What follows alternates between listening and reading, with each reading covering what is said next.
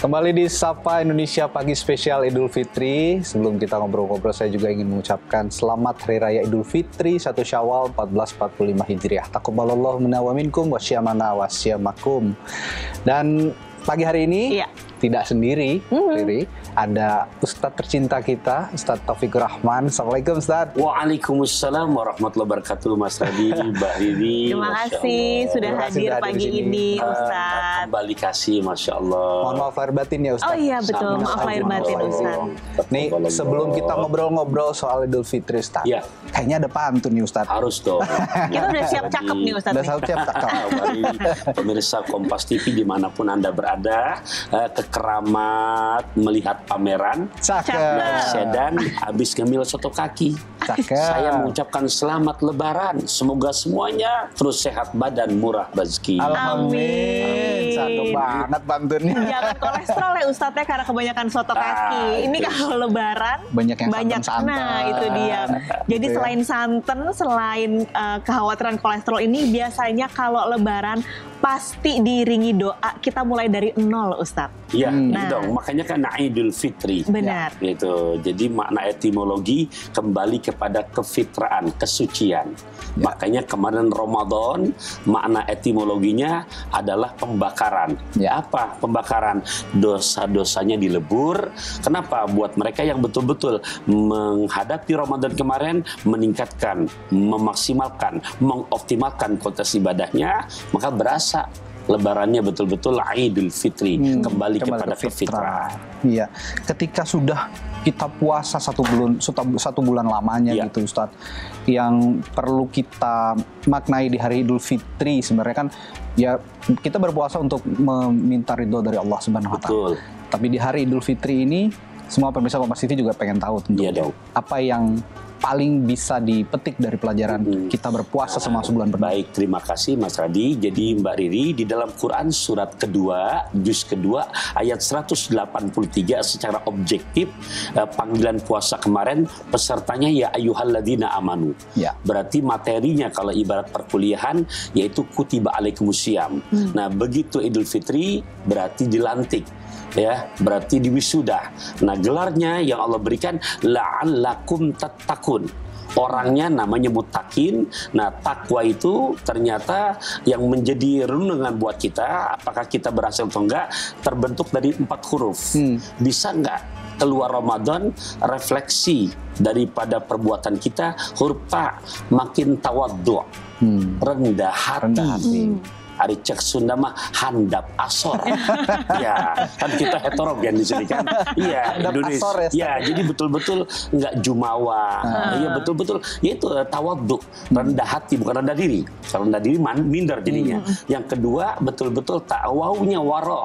Ya, tawadhu waro.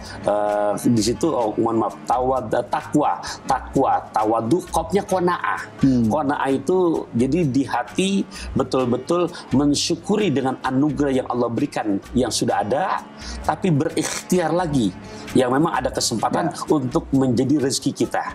Kalau bersyukur doang dengan yang ada, kemudian nggak mau berikhtiar, itu malas namanya. Nah, tapi tetap berikhtiar untuk yang lebih bagus lagi. Nah, itu qofnya, qanaah. Nah, waro ini ya Allah ngomongnya gampang, tapi realisasinya nggak segampang membolak-balikan telapak tangan. Karena waro ini akan, saya juga ngerasain loh itu Ustaz. Susah banget kayaknya. Jadi betul-betul menjaga kepada sikap kita, akhlak kita, jangankan kepada barang yang haram, yang syubhat pun dihindarkan. Gitu. Jadi kalau memang betul-betul takwanya dapat, berarti Idul Fitri itu nggak ada istilahnya dalam pekerjaan pakai korupsi, mencuri, atau punten. Ya, juga para pemirsa atau yang sedang bertugas atau mungkin jadwal kan banyak sekedar absen, ya, kemudian asar Big Boss senang, ini nih, itu nggak mungkin. Kenapa? Waro. Jadi timbul di hatinya rasa betul-betul menjauhkan hal-hal, jangankan meninggalkan yang haram, yang syubhat pun dihindarkan. Nah, huruf yang keempat ya al-yakin. Jadi makin tinggi di mana optimisnya yakin kepada Allah Subhanahu wa taala karena betul-betul menyatu di hati, ia kana budua, ia kana stain. Hanya kepada Engkau kami menyembah, hanya kepada Engkau pula kami mohon pertolongan. Ya. Tapi gini, ini coba kita dialami loh sama kita sehari-hari kayaknya. Selama bulan puasa kemarin gitu ya. Saya kan sehari-hari naik public transport, naik transportasi umum. Ada aja yang bikin kesel gitu, Ustaz. Lagi desek-desekan di KRL tiba-tiba disenggol gitu kan, lagi puasa-puasa. Memang nggak marah, tapi kok kalau kata orang Sundanya mah handeueul. Apa ya, mangkal gitu. Itu manusiawi. Gimana sih? Emang boleh kalau handeueul atau mangkal itu tadi di hari Lebaran yang katanya harus fitrah, itu benar-benar harus hilang ya, Ustaz? Ya, jadi ya ada 3 amalan kata Nabi yang di saat kita bisa menjaga, maka garantinya ada khalaqallahu ta'ala al-jannata bighairi hisabin. Masuk surga tanpa dihisab. Tapi ini betul-betul dari lisan sama ke hati. Satu, tu'ti man haramaka. Kamu gemar memberi kepada orang yang pelit sama kamu. Ini ngomongnya gampang. Kalau baik sama orang yang baik itu biasa. Kamu baik banget sama dia, kan dia juga baik sama Ana. Gitu kan, itu mating engine-nya ya emang udah I love you, you love me, and me, you love me, love kan gitu. Iya, I belong to you, you belong to me. You and me, belong kan gitu. Iya, itu mah udah. Tapi ini luar biasa. Baik sama orang yang pelit sama kita. Nah, yang kedua, wa ta'fu aman zolamaka. Ini pertanyaan tadi Mas Radi. Kamu mau memaafkan, tapi benar-benar sampai ke hati kepada orang yang udah njolimin kamu. Nah, yang ketiga, di momen Ramadan Lebaran nih, silman kotoaka, sambungkan silaturahim kepada orang yang memutuskan silaturahim kepada kamu. Ustadz, tapi kan kalau Radi mungkin mangkel sama orang yang ketemu sekali-sekali aja gitu. Tapi misalnya nih Ustadz, saya sebenarnya sebel banget nih sama Radi. Tapi tiap hari saya ketemu Ustadz, teman kantor, setiap hari lihat mukanya. Mungkin kalau di hari Idul Fitri, iya maaf lahir batin Radi. Padahal sebenarnya, aduh masih cenut-cenut nih di hati. Itu gimana Ustadz? Karena kita tiap hari ketemu kan Ustadz berinteraksi. Ibu belangkon dong kalau gitu. Belangkon depannya rata, belakang itu dia. Kan kita manusia ya Ustadz ya. Kadang aduh kalau kenapa orang ini ngeselin sekali gitu. Dan kita setiap hari harus ketemu. Nah, kalau misalkan mau memakai sunnah yang tadi udah saya jelaskan, itu betul-betul antara lisan sama hati. Jadi ada suling, ada peniti. Nggak berpaling ke lain hati. Jadi betul-betul naik kereta pakai kacamata, tidak ada dosa di antara kita. Gitu. Jadi itu maka memang tadi saya bilang berat untuk memakainya, tapi garansi yang Nabi janjikan masuk surga tanpa dihisap. Gitu. Mendingan di saat memang ada yang kurang cocok, saya lebih cocok dengan bahasa Nabi, qulil haqqa walau kana murran. Sampaikan kebenaran walaupun pahit kenyataannya, ketimbang nyimpen di hati. Nanti di saat nyimpen di hati, Mbak, akan muncul pertama penyakit hati namanya hasad, dengki. Dengki itu nanti kesimpan di hati kita, akan muncul perbuatan jadi julid. Nah, kalau saya udah julid, punten 70% penyebab penyakit johir karena menyimpan penyakit hati. Muncul dan ntar asam urat, hipertensi. Ya, stres itu kan juga munculnya karena kita merasa sakit hati yang terpendam gitu ya. Akhirnya stres. Makanya kan kita punya wajah monitor kan, sebagai monitornya. Sentralnya di hati. Betul. Coba lihat, punten ya Allah. Ini berdasarkan memang kenyataannya ada. Kalau saya lihat di dalam nas Quran secara hadis, soalnya Nabi mesenin banget, bersihkan hati kamu. Dan tapi Ustadz, sorry jadi penasaran. Kalau saya ngomong nih langsung, tadi saya nggak suka sama kamu karena A, B, C, D. Tapi Radinya jadi sakit hati ke saya. Itu gimana Ustadz? Dosa nggak jadinya? Lebih baiknya seperti itu. Tapi tolong, agama menyuruh dalam surat ke-16 An-Nahl ayat ke-125 ada caranya. Ud'u ila sabili rabbika bil hikmah wal mau'izatil hasanah. Sampaikan kebaikan oleh kamu wahai Mbak Riri, wahai Taufikur Rahman, wahai Mbak Radi, wahai pemirsa, dengan 2 cara, dengan nasihat yang baik dan hikmah. Ini caranya. Jadi betul-betul dakwah itu nggak mesti tugas ustadz loh. Jadi mengajak bukan menginjak, merangkul bukan memukul. Ini yang memang Nabi terapkan. Sampaikan, Radi, bla bla bla bla bla. Jangan, itu yang akan timbul. Ini kenapa? Karena akan muncul nanti cara penyampaiannya yang nggak pas. Ya jadi betul-betul di momen Idul Fitri ini tetap es kemong pakai roti. Nah, kalau ngomong hati-hati. Iya. Tapi memang apa ya? Kalau hablum minallah, kita sebagai umat Muslim gitu ya. Mungkin ya seringkali sudah meniti hati dengan baik kepada Allah. Tapi yang susah itu hablum minannasnya itu.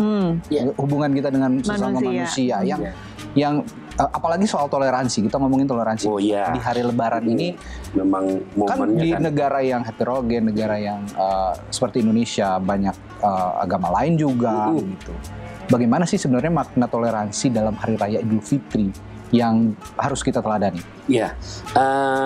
Di dalam Al-Quran surat ke-49 di Al-Hujurat ayat ke-10, Allah telah memberikan rambu-rambunya seperti pertanyaan barusan.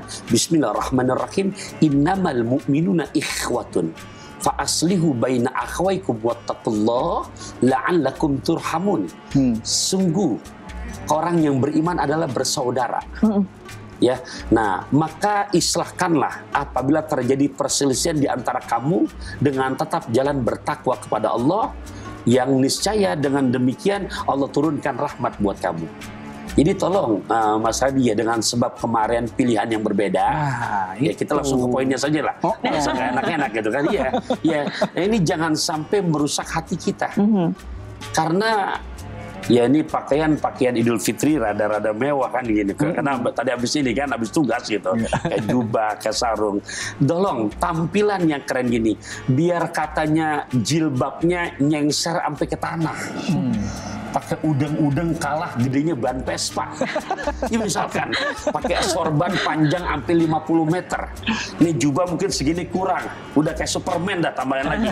Tapi naudzubillah min dzalik pemirsa, di saat di hati kita masih tersimpan kepada saudara kita, baik itu yang sifatnya kita nggak kenal, apalagi masih hubungan nasab keluarga. Keki, dengki, iri hati, julid, naudzubillah min dzalik. Jangankan surga, baunya pun nggak akan Allah berikan. Ini betul-betul memang nanti finalnya di akhirat di surat Asy-Syu'ara ayat 88-89.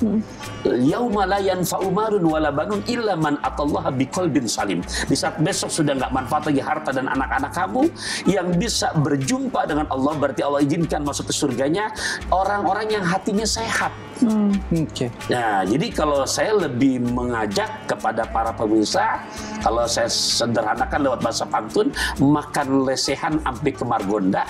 Cakep mana? Tinggalah nih, makan lesehan sampai ke Margonda, gitu. Naik kendaraan pada pukul 3. Pilihan kita boleh berbeda, tapi tolong persaudaraan harus tetap terjaga. Itu benar banget. Karena jadi jangan sampai berantem. Aja kadang beda loh. Benar. Ustadz di grup WhatsApp malah pada keluar karena beda. Itu dia. Tapi yang penting juga Ustadz, gimana caranya supaya kita bisa mengamalkan perbuatan-perbuatan toleransi itu? Mungkin tidak hanya pilihan berbeda nih, nanti setelah ini ada perbedaan-perbedaan lagi dalam hidup kita. Bagaimana kita mengamalkan perbuatan itu dan mengajarkan ke yang lain? Di momen Idul Fitri ini, di momen Idul Fitri kita jadikan media, dan memang untuk contoh, yang tuaan datang ke yang mudaan, kadang-kadang kalau ngedepankan ego, gengsi. Tapi kita lihat dunia sementara, akhirat selama-lamanya. Tadi sudah saya singgung 3 hal, dan yang ketiga, sambungkan silaturahim kepada orang yang udah memutuskan silaturahim kepada kamu. Dengan sebab pilihan kemarin berbeda, akhirnya grup WhatsApp sekeluarga bubar. Yuk yang waras, yuk yang cerdas, yuk yang berkualitas. Ini bukan kata saya, memang berat mengalahkan gengsi, gitu. Iya, gue tuaan, gue lebih senior. Tapi lihat dong garantinya, masuk surga aki tanpa dihisap. Jadi kita yang, momen Idul Fitri ini, Mbak Riri, Mas Hadi kita di saat silaturahim, ya Allah ya Rabbi, itu walaupun mungkin dia tadinya kesal, tapi kita yang ini datang duluan. itu betul-betul ini yang dakwah bilham, dakwah secara perbuatan. Dan para penceramah pun belum tentu bisa merealisasikan gini. Hebatnya Rasulullah sukses dakwah karena bisa begini, gitu. Nah, bisa kita berjumpa dan nilainya salaman nih. Jangan dianggap remeh kita musafaha. Kalau laki perempuan tetap nggak bersentuhan kalau bukan mahram ya. Nah, bermusafaha itu fadilahnya baru sekedar salaman doang. Mamin muslimaini yaltaqiyani fayatasafahani. Seorang muslim berjumpa dengan saudaranya dengan yang muslim kemudian bersalaman, bersaling bermusafaha. Jadi disebut saling. Jadi tangan ngasih, wajah ngeliat. Jangan gini ya Ustaz ya. Nah, bukan begitu bukan. Gitu. Kadang-kadang ada bawa emosi, tangan kasih, muka dibuang. Jangan dibuang aki. Muka kita cuma satu. Gitu kan. Iya. Nah, yang begitu kata Nabi, maka sebelum dia berpisah, Allah sudah gugurkan dosa-dosanya. Ya, kalau kita ngobrolin dari awal sampai sekarang, ini urusannya urusan hati, urusan menata hati ya. Iya, betul banget. Susah banget memang kalau memang kita nggak benar-benar bisa menata hati, kembali ke fitrah itu memang susah betul banget. Sekali. Makanya dari awal Ustaz nyinggung masalahnya, yaitu ke dalam masalah hati itu. Tadi saya bilang 70% penyakit zohir penyebabnya penyakit hati. Gitu. Kita kan pengen sehat. Iya. Jadi biar hatinya tentram di hari raya Idul Fitri ini, pantun lagi dong Ustaz. Oke, ya kalau ini betul-betul mengarah kepada Idul Fitri. Tadi kan membuka, ya Allah, kekeramat melihat Ibu Fitri, salah satu staf di Masjid Atin. Kami mengucapkan selamat Hari Raya Idul Fitri, mohon maaf lahir dan batin. Terima kasih banyak Ustaz. Ya Allah. Semoga ini mencerahkan juga pemirsa Kompas TV yang hari ini sedang berkumpul bersama keluarga. Kemarin beda udah akur sekarang. Betul. Udah akur, jangan berantem lagi. Benar sekali. Terima kasih Ustaz Khairul Umar sudah bergabung di Sapa Indonesia pagi hari ini.